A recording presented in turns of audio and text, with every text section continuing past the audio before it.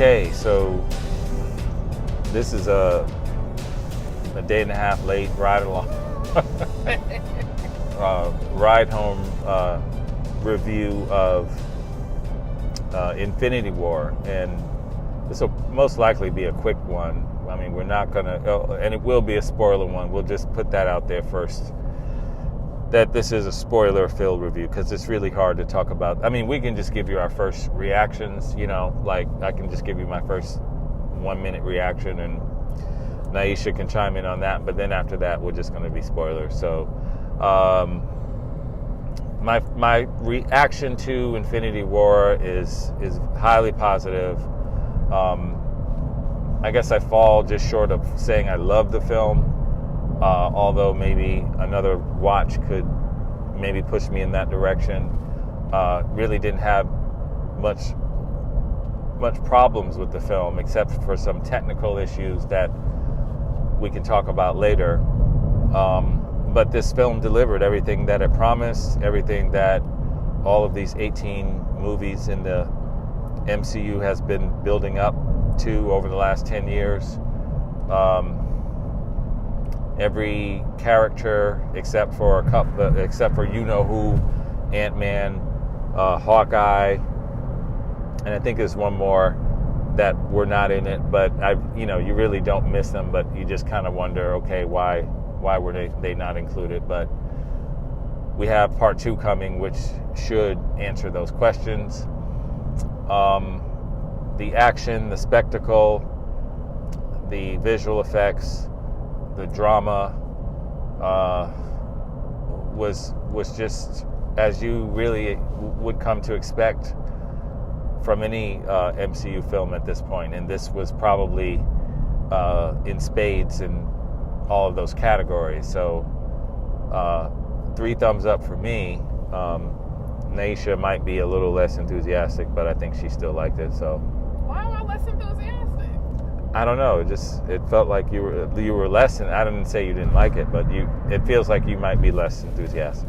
I mean, I enjoyed it. I'm a Marvel fan. Like, I mean, not comic book fan. Like, I'm not gonna front like I'm that deep into it, but I'm a Marvel movie fan. So yeah, as a Marvel movie fan, I enjoyed it. Now, I'm not gonna lie, nothing is topping Black Panther for me right now. I don't care what they do. Like, until Black Panther 2 comes out.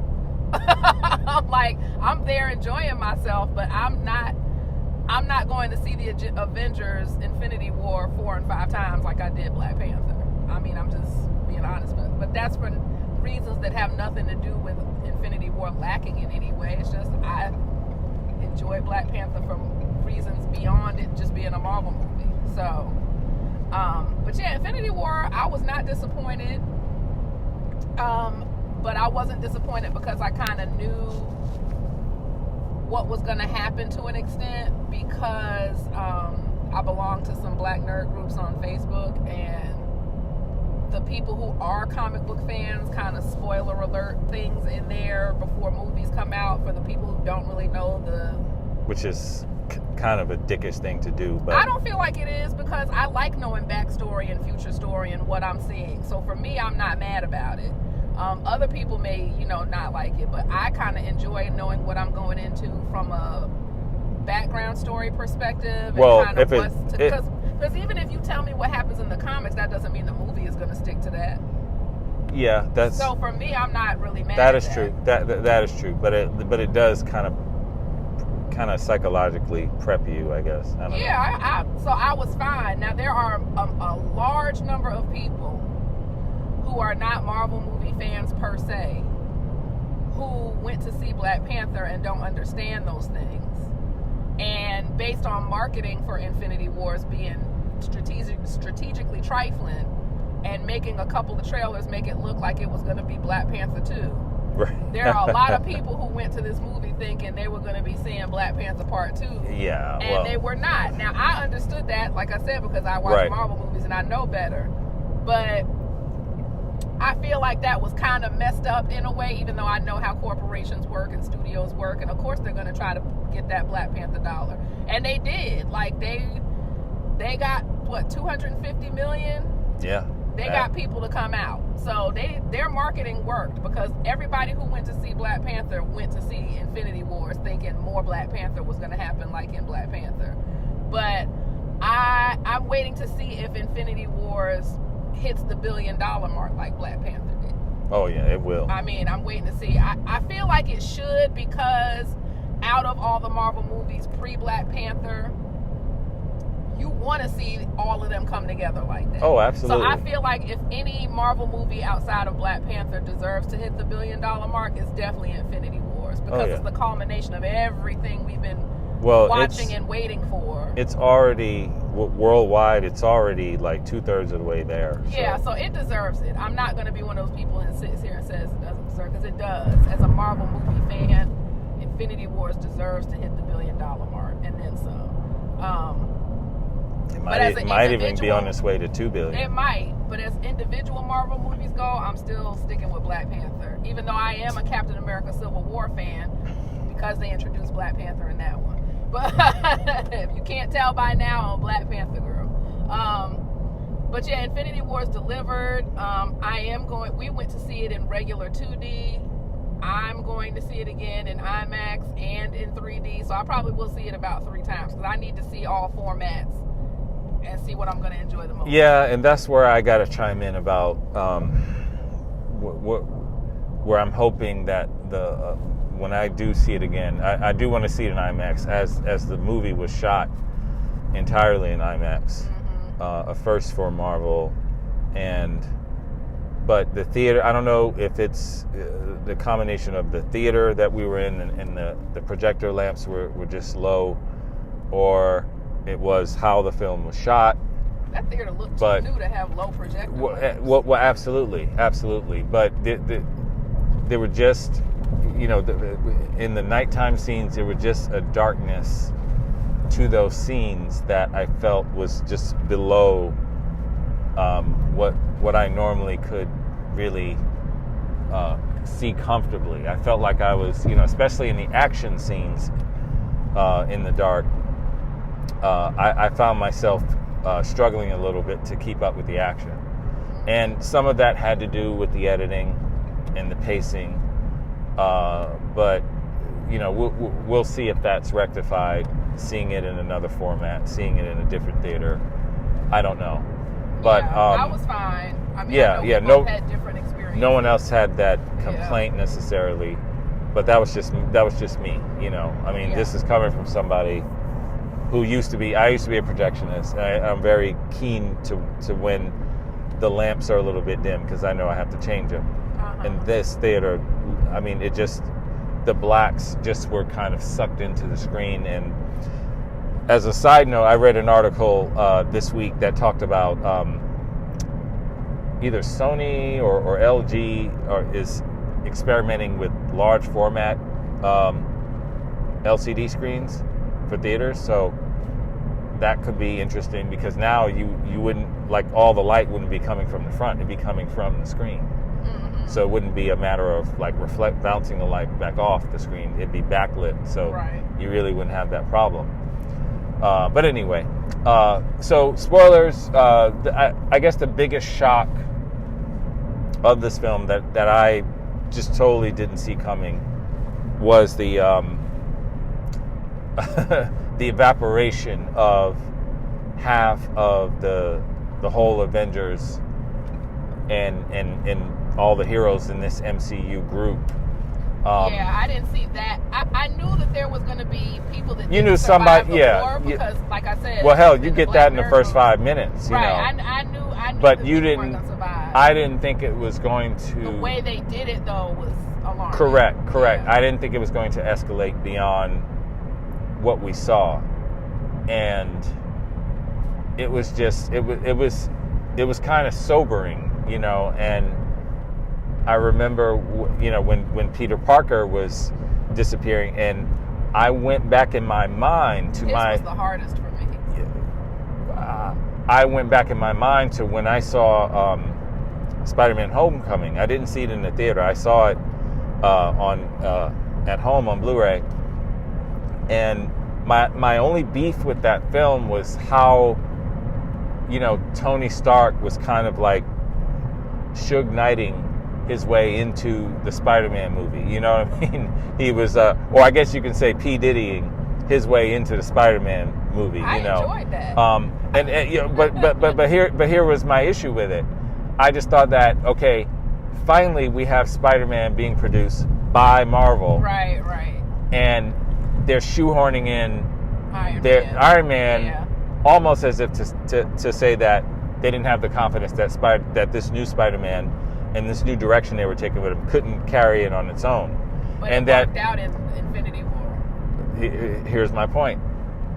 So that relationship that was built in there, and what I didn't like about it, the whole father, you know, Tony kind of being a surrogate father figure to him, completely paid off in Infinity War. Yeah. Because you didn't get that, you know, it was their whole sort of banter back and forth, and he was telling him, you know, you don't have to be there. Be here. Go home. This, you know, and Spider-Man kind of rising to that occasion, and then Tony realizing that, okay, making him an Avenger, right?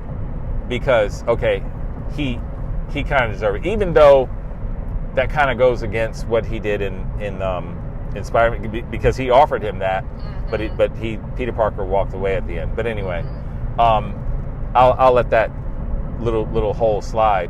But when Peter starts to disappear, and he says, "I'm scared," and he grabs Tony Stark, was just heart tugging. Yeah, it was. And that said, "Damn it, you bastards! That's why." They set you up for the long game. Yeah, exactly. That's why you did what you did in Spider-Man: Homecoming. Yeah. And I have to watch Homecoming again because I did enjoy it. It's just that, like, that was my only real beef with the movie. I did not need to see that much Iron Man. You know, I knew he was going to be in it, but I didn't know how much he was going to be in it. But it had a reason. But it had. Damn it, it had a payoff. So let's just talk about the star of this movie, really, which is Thanos. You know, the big purple Debo of the MCU. This movie is probably the first Marvel movie that totally revolves around the villain or the antagonist, or whatever you want to call it. Yeah. And taking, continuing in the tradition of Killmonger from Black Panther, and I would even go so far as to say that Michael Keaton's Vulture was a fully realized villain. Maybe not on the level of a Killmonger and Thanos, but he was a step in the right direction as far as their villains go. He was well-rounded, fleshed out, had a very relatable motive for his madness, and he was cool. He had some cool, shit going on with his powers and weapons. But Thanos is just totally on a he's on a cosmic level, and even from the comics, I don't remember reading much about Thanos. I did read the Infinity Gauntlet, but literally I wasn't even a teenager when I read it. So there was a lot that I just didn't remember about it. But Thanos, the way he's fleshed out here is very it's almost like the Godfather or something. I don't feel like he was, based on what I found out about his story outside of the movie. I feel like there needs to be a whole Thanos movie to tell his backstory. Well, I mean, obviously, I feel like in terms of the movie, they gave Killmonger more of a fleshing out and showing like why he got to the point he did. Thanos was just on some, I want to do it because I want to be able to chill on resources. Well, but they showed you why, though. They showed you his reasoning why. Yeah, but it still didn't. His reasoning was shown, but I still don't feel like they told his story to the point where I feel like he's completely been told. They showed his reasoning for murking everybody and going from planet to planet, but how that all began, they didn't really get deep with, to me, because I know his story based on people who read the comics. But again, you could say there was more to go, but at least for me, I was satisfied with what was given, based on the wealth of backstory that is his story. I thought it fit in this movie. It wasn't glossed over, and it wasn't overextended because the movie's already 2.5 hours. I could have very well sat there another half hour if you want to throw that in. That for a 2.5 hour movie, I wasn't restless at one point. No. I was entertained for the whole 2.5 hours. The pacing of this movie is relentless, and you can tell they cut out a lot of stuff. Yeah. You can tell that there was a lot of stuff cut out. Maybe some of that stuff with Thanos was cut out. But it was still a good 2.5 hours, though. It was excellent. I mean, this is just being me. I never cared that much for Scarlet Witch and Vision and their whole situation. So when the scene cut to them, and before their fight, before they were attacked and trying to get the Mind Stone out of his head, I was almost tuning out. But I mean, I was almost tuning out. For the it is. Story. It totally is. It just that without their story, you don't have the end scenes. Totally is. Yeah. But I'm just saying, for me, they were your least favorite part. They're my least favorite part. Okay. They're my least favorite part. But not to say that it took away from the movie at all, because it didn't. It just that I was. Yeah, to me that part was short enough to where it didn't take away. I might have dozed a little bit, Oh my God. But but this the pacing on this is relentless. If I had another gripe, and I mentioned this like right as we were walking out of the theater, is that this movie does not and really cannot stand on its own. It's not a self-contained movie. No. Even though you can argue that a lot of the other MCU movies are not as well, but this one especially is not a standalone film. This is the 9th episode of a 10-series, story on Netflix. You have to have seen at least half of them. At least to know what's going on. At least half of them. Even if you didn't see the sequels to the other hero movies, you had to have at least seen the first one.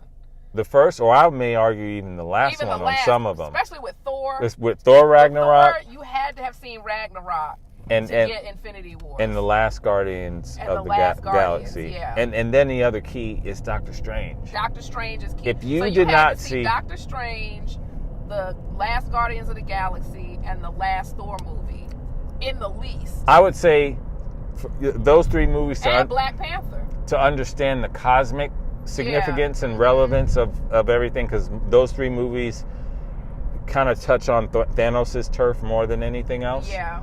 But then the other movies is more about the relationship between the Avengers, Yeah. Black Panther is kind of its own world in and of itself, because Wakanda, Black Panther really exists alongside and within Wakanda, and Wakanda is its own sort of character. Right. But it doesn't have the universal, the cosmic significance of, let's say, the Guardians of the Galaxy, because they're out there. They're out there interacting with these cosmic beings and these gods and all that stuff.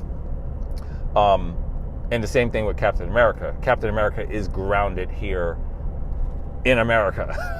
Yeah, but I feel on like Earth. You needed to see Civil War 1 to know why Tony and Cap weren't talking, because that's something they brought up. Well, that's what I'm saying. You had to know. The rest of the movies inform the relationships. Right. So you need to have seen Civil War, Black Panther. I feel like you did need to see Black Panther to know why Okoye and M'Baku were important. Well, you need to know why they were in Wakanda. Why they were in Wakanda. Like that. Yeah. And what it is. Matter of fact, you had to see Black Panther and sit through the credits to know why that scene where they reintroduced with the White Wolf.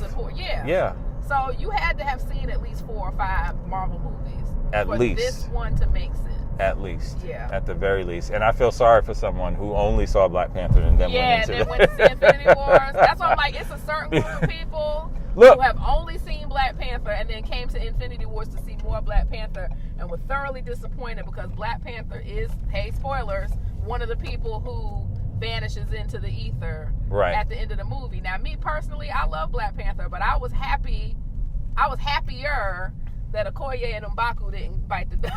Like I was kind of cool. I was like, okay, it's messed up that Black Panther vanished, but as long as my girl Okoye didn't vanish and M'Baku didn't vanish, I was like, I'm all right. Like I know that sounds crazy, but I was cool. Yeah. So I mean, but again, because I know what's coming, but based on belonging to certain groups on Facebook and the people who are hardcore into the comics. talking about some of what's to come in the universe if they actually play it out in the movies, I'm like, I'm good. I know what's coming, so I'm good. Yeah, I just, I'm obviously very curious about where they go, because there's no clear path, which is probably the greatest thing, you can say about the first part of an ending of a series. And, all we can do is just kind of like, waiting on the next season of Game of Thrones to just speculate. Right, because again, they might not stick to the comics. Now, if they don't stick to what I know is coming in the comics based on conversation, then I will be upset, because what's coming based on the comics is going to be epic on screen if they actually do it.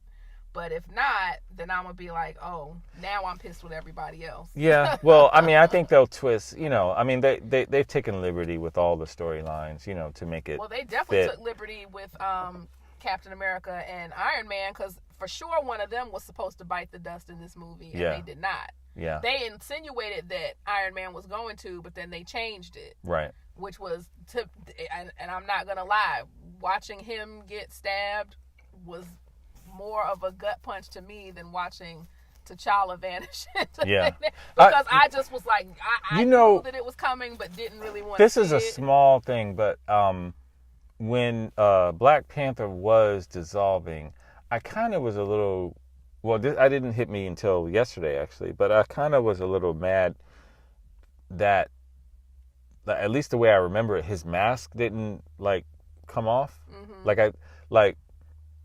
I just felt like you needed to see his face. Like, you needed to see him look at his protector. You needed to see him look at somebody. You know what I mean? Because when he kind of just went and it didn't humanize him. Yeah. Because when he has that mask on, that's that's just a computer graphic, the computer animated person or whatever. So yeah, that was just a small nitpick, because on the one hand you had Peter Parker that had this really emotional scene with Tony Stark, and then he just kind of disappears, and the suit disappeared. Who did he have a duplicate twin in there or something like that? But other than that, I mean, it some very small stuff. I'm sure I might see it again. When I do see it again, there might be some other things that jump out at me, but the density of this world that they created, the visual spectacle of all of it, the characters, the way they're able to balance all these different personalities and make them fit and make it funny, and make them jibe together, was just off the charts. I would not want that job. I think it's a testament that there was 2 directors on this, because I mean, even for one director, this would be a crushing task, to manage all of this. But so I think that'll wrap it up. I mean, we may do like another deep dive on this after we see it again, and just maybe go deeper into certain topics around the movie, and maybe some of our thoughts might change or something like that, just to keep the conversation going. But for now, that's what we got. Yep. All right, so I guess the next one might be Deadpool, so we can look forward to that one. I'm really, really looking forward to Deadpool. The more I see the trailers and the next Marvel movie. Yeah. Well, the next non-Disney Marvel movie. I know it gets confusing, but all right. So that is it for our ride home review, and we'll see you next time.